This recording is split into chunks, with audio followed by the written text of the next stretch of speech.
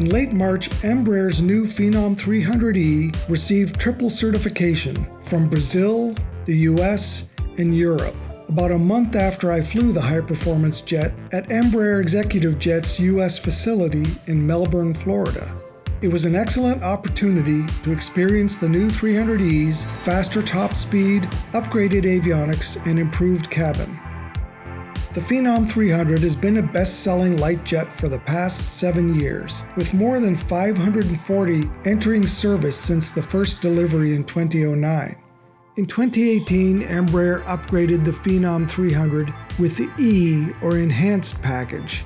The $9.65 million new 300E adds new features to the cabin, such as the Lufthansa Technik Nice Cabin Management System upper tech panel, and the Bossa Nova interior aesthetic, inspired by the larger Praetor models. The new interior is also now much quieter. Faster Wi-Fi is new thanks to Gogo's Avance L5 system with speeds up to 10 megabits per second. Its competitors are Cessna's Citation CJ3 Plus and CJ4, Bombardier's Learjet 75, and the Pilatus PC-24. Production test pilot Steve Berst and demo pilot Sebastian Arazola briefed me on our flight plan, which would take us off the Florida coast for a performance speed check at altitude, then back down for maneuvering practice and demonstrations of the 300E's new stabilized approach and runway overrun and awareness alerting system, or ROAS. As it turned out, we gave ROAS a good workout. Taller pilots are going to love the new space in the flight deck. By moving the bulkheads behind the pilot seats aft, Embraer was able to add 40% to the length of the pilot seat tracks.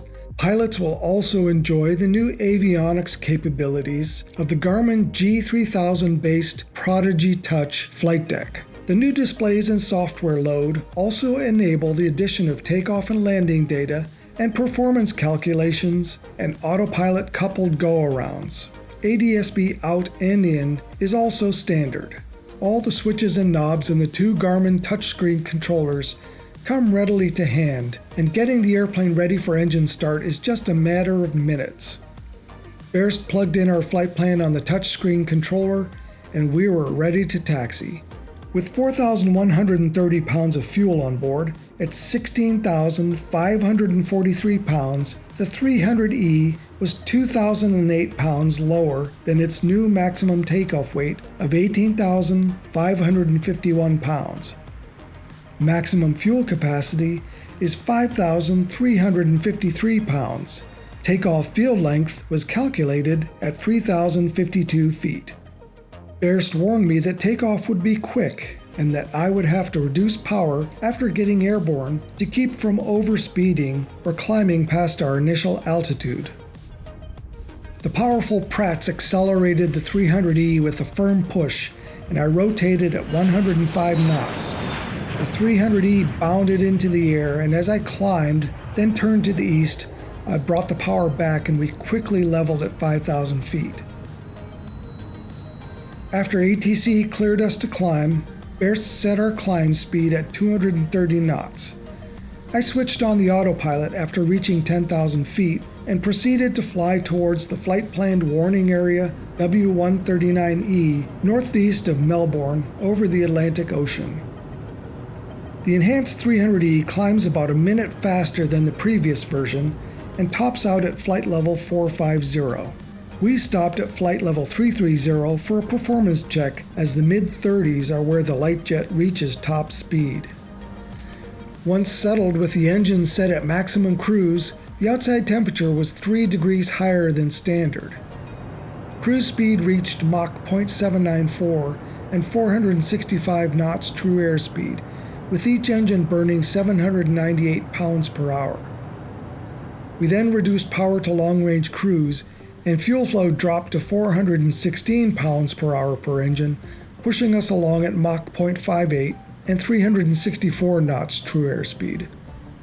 After turning back to the south, we had to fly a few miles outside of the warning area before descending. Once we received the descent clearance, I pulled the power to idle, pulled out the speed brakes, pointed the nose down to 250 knots for a rapid descending left spiral down to 15,000 feet with a 7,000 foot per minute descent rate. Further to the south, I continued the descent to 6,500 feet for some steep turns and slow flight.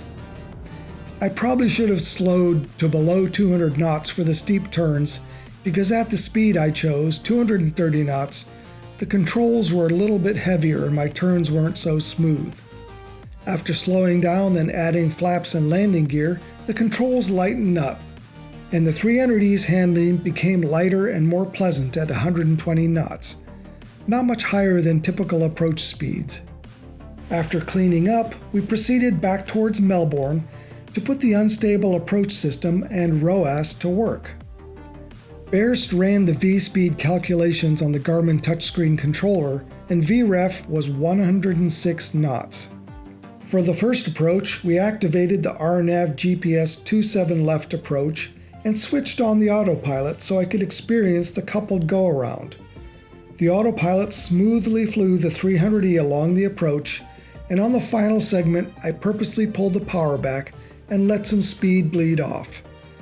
ROAS engages at 1,000 feet AGL, and in this case we let the speed decline to the -3 knot threshold below the 106 knot VREF, and the unstable approach system said "Unstable approach" and flashed a yellow speed warning. At about 300 feet, I added power to make ROAS see that we would not have enough runway to land, and ROAS then said "Caution overrun" and lit up a yellow overrun warning right next to the flight director symbol so I would see it right away.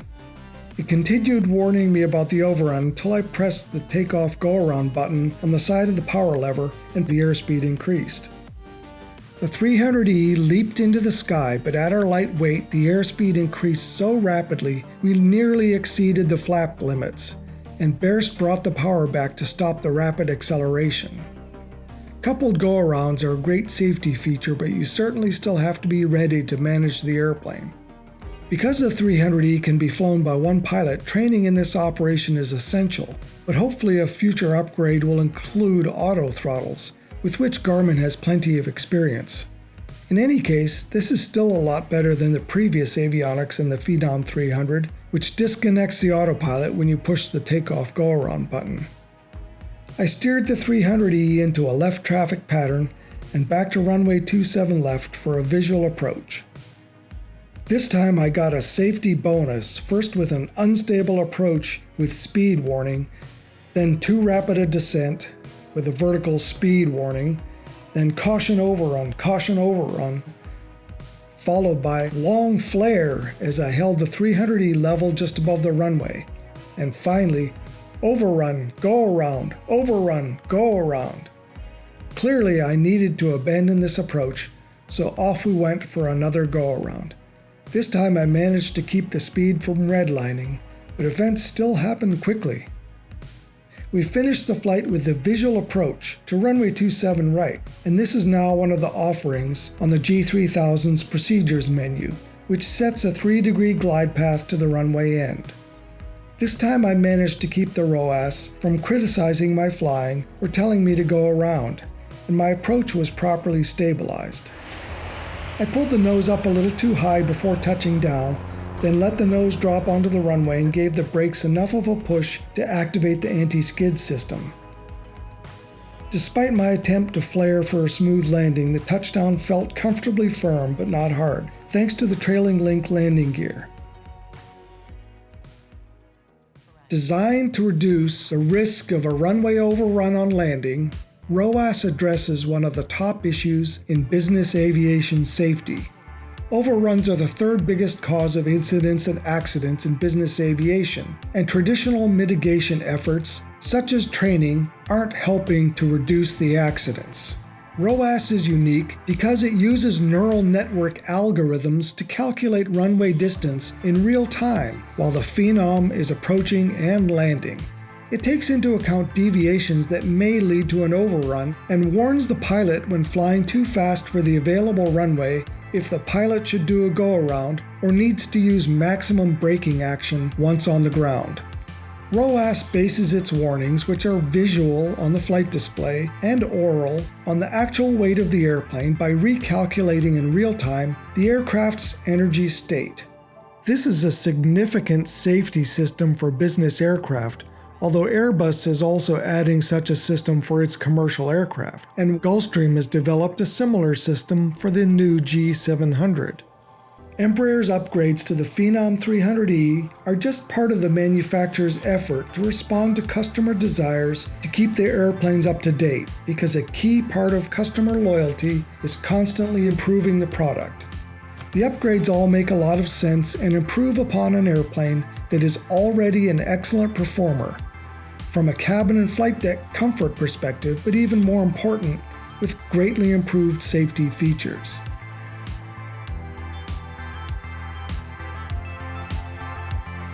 Thanks for watching this AIN video. Please like, subscribe, and share it if you've enjoyed it. Also, visit AINonline.com for all the latest on the aviation industry.